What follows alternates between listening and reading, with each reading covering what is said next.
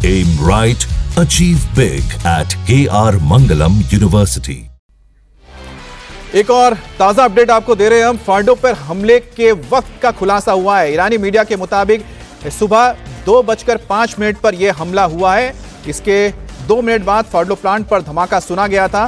Fordow हमले के बाद ईरानी मीडिया का दावा है कि सुबह यानी कि देर रात करीब 2:05 पर ईरान ने के ऊपर यह हमला हुआ था। तो ये आप फॉर्डो की तस्वीर देख रहे हैं। पहाड़ों के बीच मौजूद ये एक खास फैसिलिटी है जिसमें यूरेनियम एनरिचमेंट का काम किया जाता है। इसके आसपास जो आप देख पा रहे हैं सड़कों जैसा ये आपको जाल दिख रहा है, ये इन और आउट है, यानी कि टनल्स बने हुए नीचे जाने के लिए। और ठीक जो आपको सफेद आपको स्ट्रक्चर नजर आ रहा है इमारत की, ये एक इमारत है जो ऊपर से दिखता है, इसके अलावा कुछ भी नहीं दिखता है।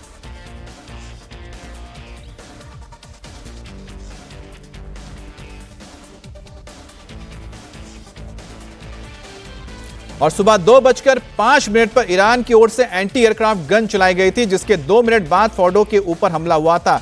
तो जाहिर सी बात है कि अगर B-52 बॉम्बर्स अगर फ्लाई कर रहे हैं करीब 30,000 फीट की ऊंचाई पर, तो उसमें एंटी एयरक्राफ्ट गन तो काम करेंगे नहीं। और उनके जो मिसाइल डिफेंस सिस्टम जो क्वाम में मौजूद थे, क्वाम बहुत ही करीब का एक शहर है फॉर्डो से, वहां पर एयर डिफेंस सिस्टम एक्टिव हुआ था जिसमें मिसाइल दागी गई थी, लेकिन वो किसी भी तरह से कारगर नहीं रहे थे B-52 बॉम्बर्स को गिराने के लिए, और अमेरिका ने अपने बॉम्ब्स गिरा के अपना काम कर दिया था। इजराइल के हमलों से ईरान में भारी तबाही का मंजर देखने को मिला। ईरान में 865 लोगों की मौत की अब तक हो चुकी है। ईरानी सैनिक कमांडर्स का बड़ा कुनबा इस वक्त तबाह हो चुका है, यानी कि उनकी मौत हो चुकी है।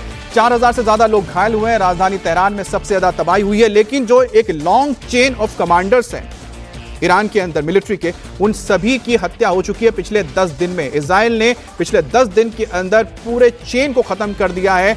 और खास तौर पे जो आयतोल्ला ख़ुमैनी है, उनके आसपास के जो सलाहकार थे, उनके जो करीबी कमांडर्स थे, उन सभी को तबाह कर दिया गया है, खत्म कर दिया गया है। एक तरह से जो पूरे चेन को खत्म करने के बाद अब न्यूक्लियर साइट्स पर हमला हो रहा है, ताबड़तोड़ हमला हो रहा है। अब उसका पलटवार भी देखने को मिला है। लेकिन इजराइल के हमले से ईरान में जो भारी तबाही हुई है उसमें 800 से ज्यादा लोगों की मौत हो चुकी है।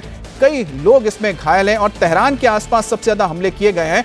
और ईरान के इस हमले को लेकर जो आज उसने ताजा हमला किया है, इजराइल का क्या रुख होता है, अमेरिका का क्या रुख होता है, वो अब देखना होगा। क्योंकि डोनाल्ड ट्रंप ने साफ कहा है कि अगर इस हमले के बाद जो आज हुआ है, ईरान अगर शांति के पथ पर नहीं आता है, जो अगला जो वार होगा वो बहुत तेज होगा और बहुत घातक होगा। क्योंकि अभी भी और बहुत सारे ऐसे टारगेट्स हैं जिसको निशाना बना सकता है अमेरिका और साथ में इजराइल। क्योंकि इजराइल के ऊपर आज हाइफा और तेल अवीव पर मिसाइल दागे गए हैं।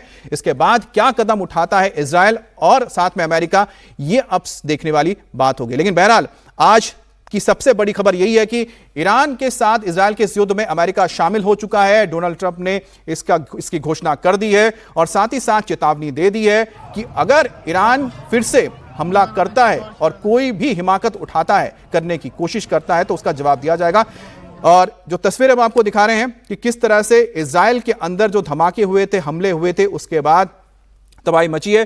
फिलहाल जो ताजा खबर आ रही है वो आ रही है इस वक्त हाइफा से। हाइफा में कई लोगों के घायल होने की खबर है और साथ ही साथ वहां पर जो रिहायशी इलाके थे वहां पर बैलिस्टिक मिसाइल गिरे हैं। करीब 25 करीब बैलिस्टिक मिसाइल दागे गए हैं। इजराइल की जो इमरजेंसी सर्विस है उसने बताया है कि उसके पास 10 जगहों पर इसी तरह के हमले की खबर आई है। और ईरान पर इजरायली सेना का जबरदस्त हमला हुआ है। वेस्टर्न ईरान में मिलिट्री बेस को टारगेट किया गया। ईरानी बैलिस्टिक मिसाइल लॉन्चर तबाह कर दिया गया। आईडीएफ का दावा है कि कई ईरानी सैनिक मारे गए हैं। तो जैसा हम बता रहे थे कि अगर ईरान की ओर से मिसाइल दागे गए हैं तो उसका जवाब आईडीएफ देगा। तो आईडीएफ के विमानों ने हमला किया है। ईरान के कई सैन्य ठिकानों को तबाह करने की बात सामने आई है। वेस्टर्न ईरान में, यानी जो इराक के साथ लगा हुआ इलाका है, जो ज्यादा करीब पड़ता है इस वक्त इजराइल के सीमा से, उन्हीं इलाकों में जो भी ईरान के मिलिट्री बेसेस थे उनके ऊपर हमला करके उसे तबाह कर दिया गया है, जिसमें कई ईरानी फोर्सेस मारे गए हैं। तो इस वक्त ये लड़ाई और गंभीर रूप ले सकती है और गंभीर मोड़ आ सकता है इस जंग में, क्योंकि अमेरिका शामिल हो चुका है और ईरान रुकने का नाम नहीं ले रहा। ईरान ने पलटवार किया है। ईरान की ओर से निशाना बनाया गया है तेल अवीव को, हाइफा को, और उसी का पलटवार अब आईडीएफ की ओर से किया जा रहा है। आईडीएफ के ओर से अब पश्चिमी ईरान के सैन्य ठिकानों को निशाना बनाया जा रहा है और जिसके जरिए इस वक्त बड़ी तबाही होने की खबर सामने आ रही है।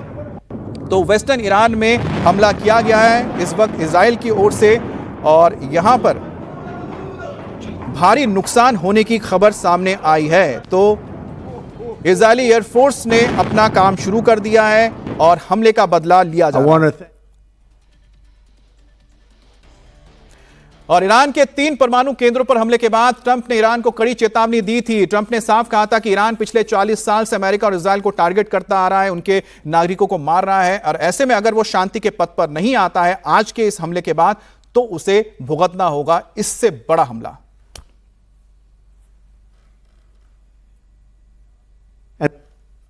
I want to thank and congratulate Prime Minister Bibi Netanyahu. We worked as a team like perhaps no team has ever worked before. And we've gone a long way to erasing this horrible threat to Israel.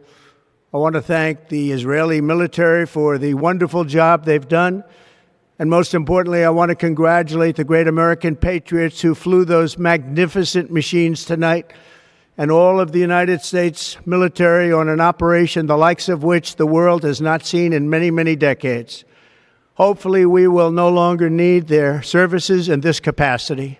I hope that's so.